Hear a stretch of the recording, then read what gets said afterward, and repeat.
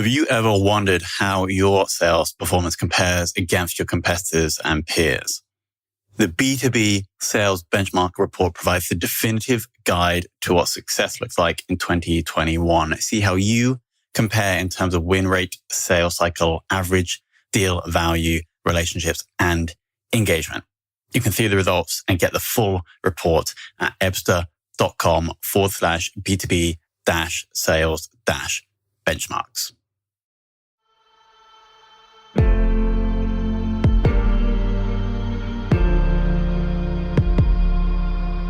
This is Sales Ops Demystified, the number one most downloaded podcast in sales operations.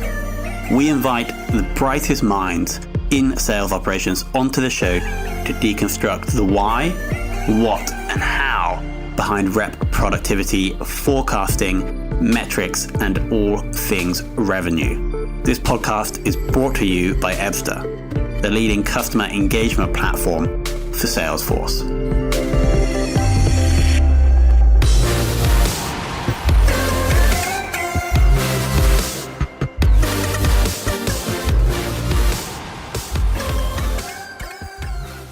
Hello and welcome to another very special episode of the Sales Ops Demystified podcast. Today we're joined by Chris Van't Hof, who we're talking about 5 years experience in sales ops, but previously had the finance background. So I'm interested to learn about how that's helped Chris in his more current role. Currently the Director of Sales Operations at Honor. Chris, welcome to the show. Thank you so much for having me. And I want to kick off by understanding that transition between finance and sales ops. Why did you do that? And did it turn out to be a good decision? Yes. So when I was in college, I didn't know what I wanted to be when I grew up. So by default, I kind of just went to business school and said, hey, this seems like you can get a good job. And ended up in finance because I like numbers. And, finance was good. Again, learned a lot of good basics around analysis, but I didn't find it all that interesting. But I was very fortunate. I've always had a lot of experience working in early stages. And when you work in early stage companies, you tend to get a lot of exposure to different parts of the business. And the first early stage company that I worked for, Bronto, they let me be the Salesforce admin despite no previous experience working in Salesforce. And I really liked that aspect of the job. I realized that, everyone likes to do strategy.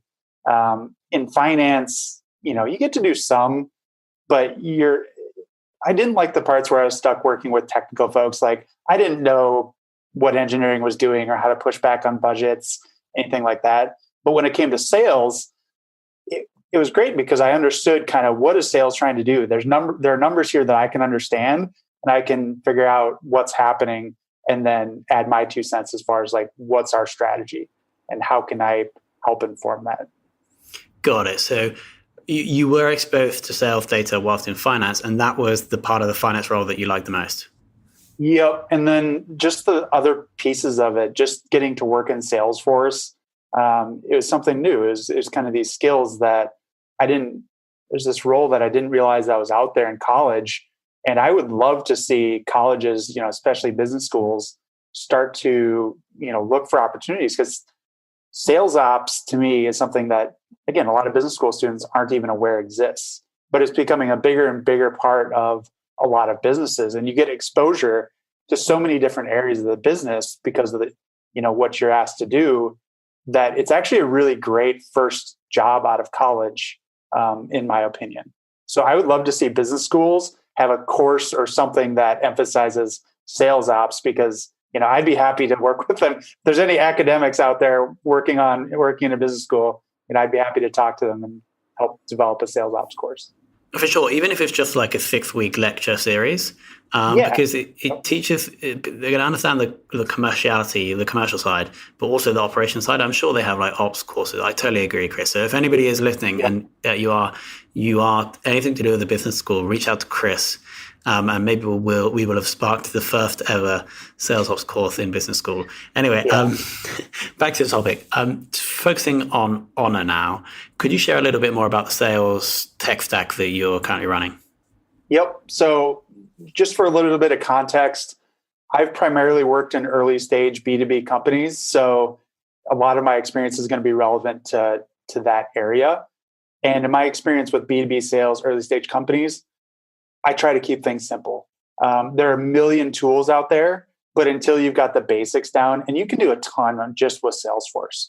So until you've got that down where people feel comfortable with your dashboards, data entry, that kind of thing, I'm not a huge fan of diving into other tools. But there are a couple that, for example, we use Mixmax for our sales team to do emailing, and that tracks opens, reads, all that stuff.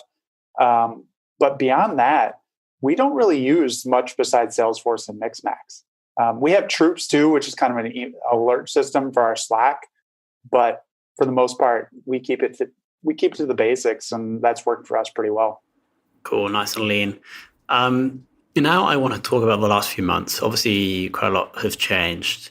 Yep. How have you and the reps adapted to a more remote operation, and what have been the challenges? Yeah. I mean, the good thing working with sales, and you're seeing this more and more, is a lot of sales team works remote anyway. So it's not as much of an adjustment from the perspective of working together. I have seen people use Zoom more and use their video more, which is good because we do need that face-to-face interaction. The real challenge is in working with clients, or in our case, partners. So our business model is a little bit unique in that we do non-medical in-home care, but we work with local independent agencies where they're out there in the community, and then we manage the workforce, the care pros. So we're looking for these partnerships with local agencies, and that requires a lot of trust. They've built these businesses themselves, and for them to say, "Hey, yeah, I'm going to partner with Honor and give up my operations," that's a big decision. And it's a lot harder to build trust and rapport over a conference call. People get distracted. They're not as willing to commit time. It's a lot easier to push off a video call than it is to say, "Hey, if they're coming down to my office," it's a lot harder to be like, "Oh, sorry, by the way, cancel this."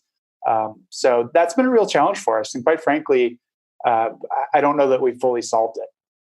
It's just a really challenging environment, especially with home care agencies who are so busy trying to manage their own business, let alone take time out to talk to us on a video call. So it's been a challenge, but we're working on some things to try to address that. Got it. Would you be happy to share a couple of those things? Like, obviously you mentioned using video more on Zoom, but is there any like tech or operational or cultural things that you are doing to try and address that relationship building problem? Yeah. So one of the things is we used to have people come on site for a full day, get to know the team. But now we kind of have to break that up because, again, you're not going to spend 8 hours on a Zoom call. People just, you stare at your screen that long and you zone out. So splitting things up, looking for ways that you can help them with the COVID environment. So helping them find sources for PPE, or personal protective equipment. Which was especially critical in the early stages when COVID really started becoming a problem. So those are the types of things that show that, hey, we're helping, we want to help. We want to be a part of the solution. We want to be a leader in the industry.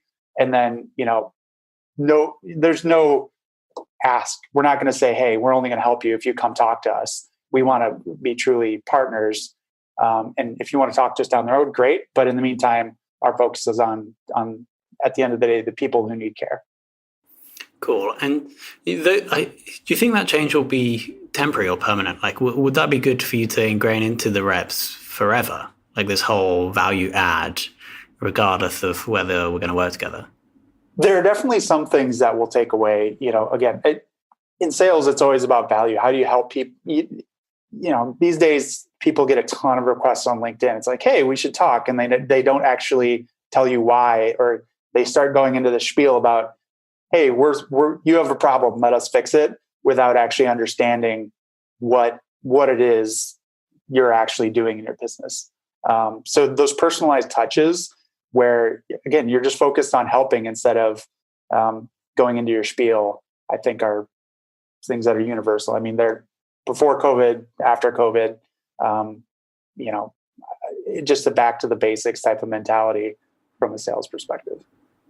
Sure. And could you share how targets or objectives have changed during this period? I know it must be a nightmare on the forecasting side, but how have you adapted that?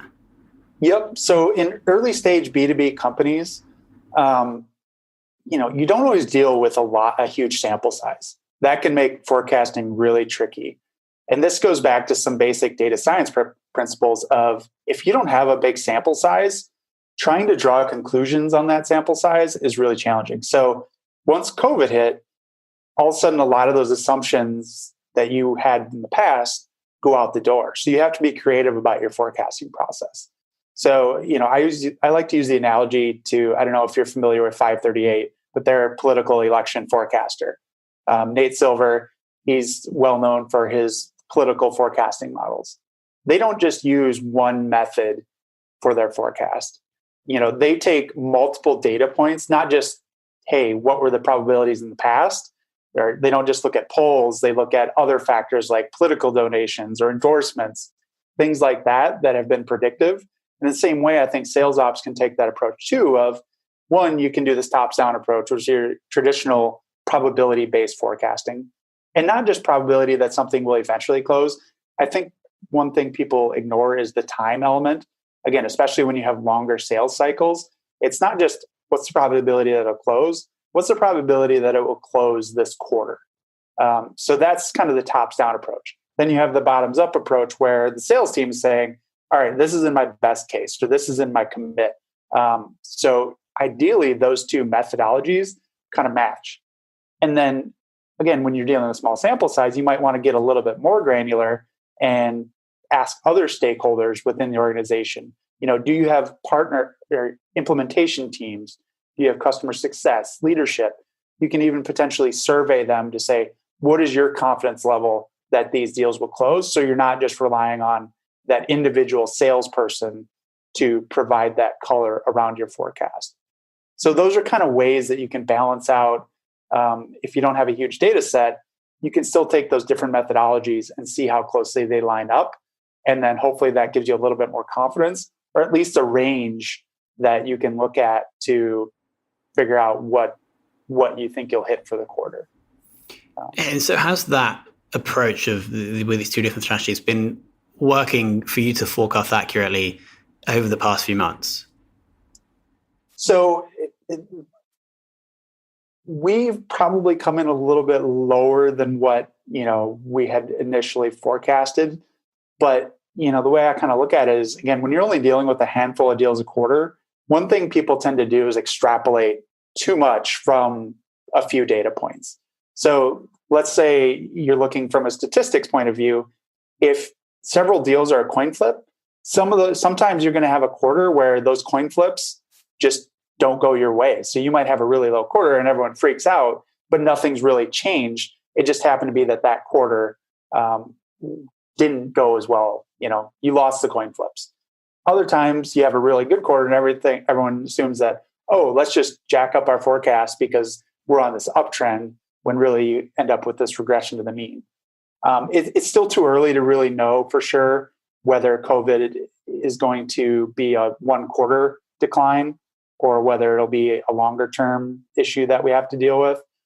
But it's very hard to extrapolate. I don't like to extrapolate too much at this point. So. Yeah, so just for the benefit of the audience, roughly how many deals are we talking about per quarter? Because I sense there is quite a low number because these are larger deals. Yeah. It can range from, single digits, low single digits to, double digits. Got it. So. Cool. Okay. Yeah. So you don't want to try and draw patterns from such a low amount of data points. Yeah. I mean, there's always this natural tendency for people to create a narrative. And admittedly, with COVID, there is a real narrative there. But you have to really be careful with people's biases toward, hey, there's a story there. They're making up a story that doesn't necessarily reflect reality. It might just be, again, that 1 quarter, you might have just gotten a couple lucky deals in one area. So I really try to take that long view of, let's not assume too much. And that's where you have to have the conversations with the sales team. You have to be able to say, all right, here's the data that I'm seeing. Let's ask questions. Let's make sure we're talking to the people on the ground. Let's talk to the people in leadership, so that then, if there is a narrative there that, truly reflects the data, you can adjust to it. Sure. Cool. Metrics. Have any KPIs that you typically track changed in the last few months? And if yes, why? Yeah, our expectations for, things like quota, bookings, we've had to dial back some of those expectations. We're still tracking a lot of the same metrics, but now we're kind of looking at the comparison of pre-COVID, post-COVID. So if you're looking at time and stage, number of deals that are going, the conversion rates, we're really trying to figure out where the biggest changes were in those numbers. And we are seeing a certain, again, part of it is building that trust, and that part where we want to bring people on site. That's kind of where we're seeing the biggest challenge, because again, it goes from being, hey, come check out our office, come meet the team, to let's have this really long Zoom call. And that's, that's where I think you can extrapolate. You can say, well, there's a pretty clear pattern here. There's a pretty clear drop off in that stage. So that's where we should focus that's the new bottleneck. So how do we solve that bottleneck? Sure. Awesome. Really interesting chat, understanding how you guys are dealing with the virus with your sales process. But now I have two very important questions. If you could go for lunch with one person in sales ops, all related to sales ops, that could either be someone that you know or would like to know, who would that be? So this is where one of the things from a sales ops perspective is, I don't know exactly how, I don't know what the day is that you could pinpoint that said sales ops came into existence and now it's this big thing. Salesforce obviously was kind of a game changer and I would argue, probably created this function. So I really like to look to other disciplines. We always look for best practices within our function, what we do.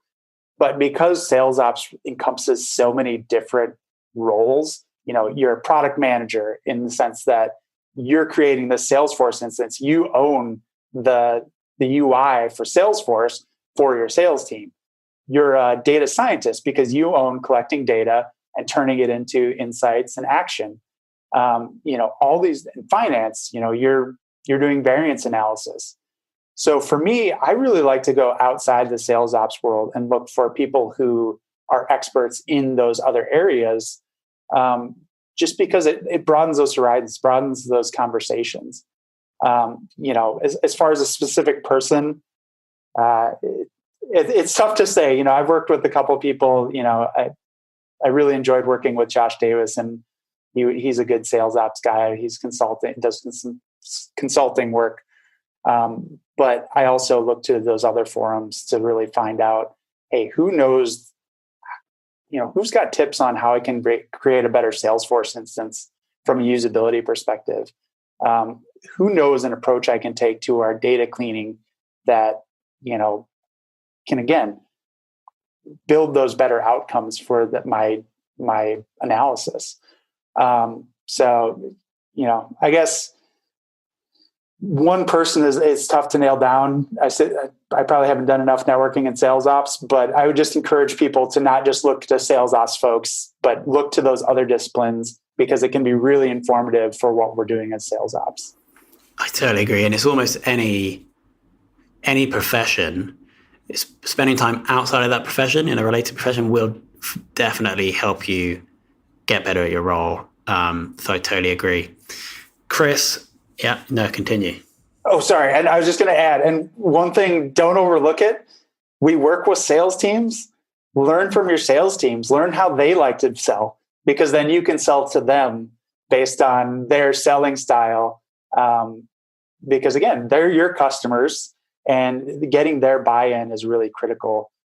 So if they like to be sold in a certain way, or if they like to sell in a certain way, mirror that. It can make your life a lot easier.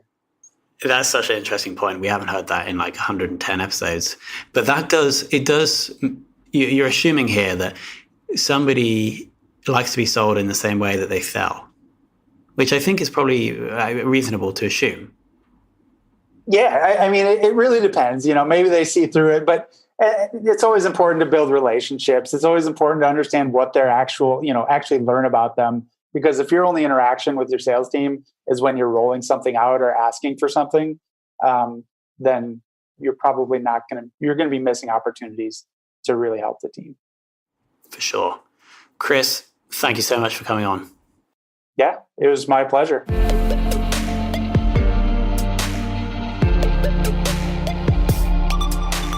Thank you for listening to this episode of the Sales Ops Demystified podcast. If you are listening on a podcast listening application, then please subscribe, rate, and review.